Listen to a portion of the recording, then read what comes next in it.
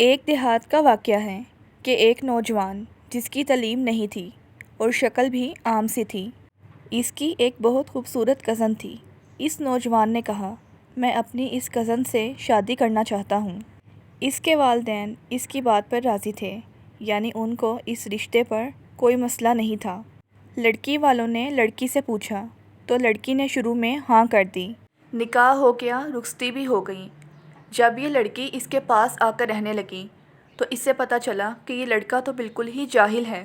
یہ لڑکی سوچ میں پڑ گئی کہ نہ تو اس کو عقل ہے اور نہ ہی اس کی شکل ہے، اور اس کے ساتھ میری پوری زندگی کیسے گزرے گی۔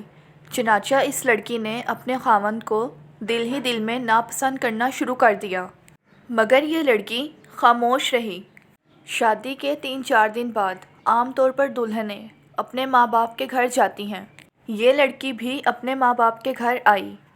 اس کے دل میں یہ بات تھی کہ اب دوبارہ وہ کبھی اپنے شوہر کے گھر نہیں جائے گی، مگر اسے اپنے ماں باپ کے سامنے اس بارے میں بات کرنے کی جرأت نہیں ہو رہی تھی، کیونکہ ایک تو قریبی رشتہ تھا اور دوسرا وہ شروع میں ہاں کر چکی تھی۔ 2-4 دن گزرنے کے بعد اس کا خاوند اسے لینے آ گیا۔ ماں باپ نے کہا کہ بیٹی تیاری کرو، تمہارا شوہر تمہیں لینے آیا ہے، جاؤ اس کے ساتھ اپنے گھر چلی جاؤ۔ چنانچہ لڑکی نے اٹھ کر اپنا سامان باندھا اور اس کے ساتھ چل پڑی۔ ان دونوں کو ایک گاؤں سے گزرنا تھا۔ اب اس لڑکی نے اپنے خاوند سے کہا، مجھے پیاس لگی ہے۔ قریب ہی ایک کنواں تھا۔ خاوند نے ایک طرف جا کر کپڑوں والی گٹری رکھی اور کنویں کے ڈول کے ذریعے پینے کے لیے پانی بھرنے لگا، اور شیطان نے اس عورت کے دل میں ایسی بات ڈالی کہ جب اس کا شوہر کنویں سے پانی بھر رہا تھا تو اس عورت نے اپنے خاوند کو کنویں میں دھکا دے دیا۔ جب دھکا دیا تو اس کا خاوند کنویں میں جا کر گر گیا۔ اس کی بیوی نے دل میں سوچا کہ اب تو یہ مر گیا ہوگا اور ہمیشہ کے لیے میری جان اس سے چھوٹ جائے گی۔ اب وہ واپس اپنے ماں باپ کے گھر چلی گئی اور اس نے اپنے ماں باپ کے پاس جا کر عورتوں والا مکر کیا۔ وہ روتے ہوئے اپنے ماں باپ کے گھر پہنچی۔ اس کے ماں باپ اسے روتا ہوا دیکھ کر کہنے لگے، کیا بات ہے، تم رو کیوں رہی ہو بیٹی، سب خیریت تو ہے نا؟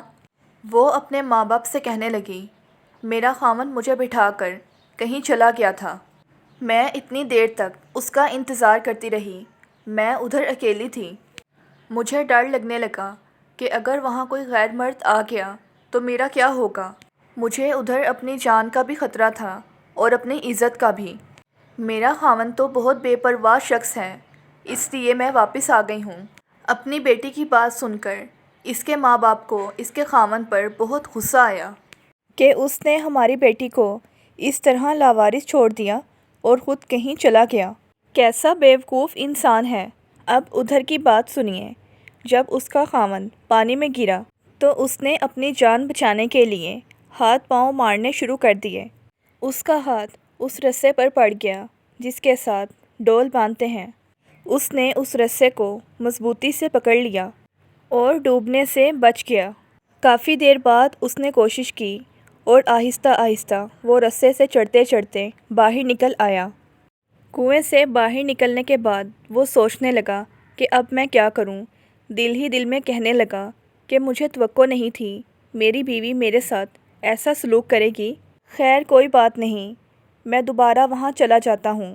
آخرکار وہ دوبارہ اپنے سسرال والوں کے گھر آیا۔ اتنے میں اس کے کپڑے بھی خشک ہو گئے تھے۔ جیسے ہی وہ اپنے سسرال والوں کے گھر داخل ہوا، لڑکی کے ماں باپ اسے بہت سی باتیں سنانے لگے۔ کہنے لگے، تم کیسے بے عقل انسان ہو، تم ہماری بیٹی کو وہاں اکیلے چھوڑ کر چلے گئے، تم تو بہت بے پرواہ انسان ہو، کیا تمہیں ذرا بھی اپنی بیوی کا خیال نہیں تھا؟ لڑکی کے والدین اسے جو بھی کہہ رہے تھے یہ خاموشی سے کھڑا سن رہا تھا، اور آخر میں صرف اتنا کہا کہ ہاں جی، مجھ سے غلطی ہو گئی تھی۔ بہرحال آپ اپنی بیٹی کو اب میرے ساتھ بھیج دیجیے، کیونکہ ہمیں گھر جانے میں دیر ہو رہی ہے۔ جب انہوں نے دیکھا کہ یہ اپنی کی گئی غلطی پر بہت شرمندہ ہے تو وہ دوبارہ اپنی بیٹی سے کہنے لگے، چلو بیٹی تم اس کے ساتھ واپس گھر چلی جاؤ۔ وہ اپنے شوہر کے ساتھ گھر جانے کے لیے تیار ہو گئی، لیکن اب ایک ہی بات اس کے دل میں بار بار آ رہی تھی۔ اگرچہ یہ ان پڑھ تھا، بے عقل تھا، شکل اچھی نہیں تھی، لیکن اس نے میرے ماں باپ کے سامنے میرا عیب چھپایا۔ اس کا دل تو بہت بڑا ہے۔ اگر یہ آج میرے ماں باپ کے سامنے میری کی گئی حرکت کھول دیتا تو میں کبھی بھی اپنے ماں باپ کو منہ دکھانے کے قابل نہ رہتی۔ اس کی ایک بات کی وجہ سے اس لڑکی کے دل میں اپنے خاوند کے لیے ایسی محبت پیدا ہو گئی کہ اس نے اپنی پوری بقیہ زندگی اپنے خاوند کی محبت میں گزار دی۔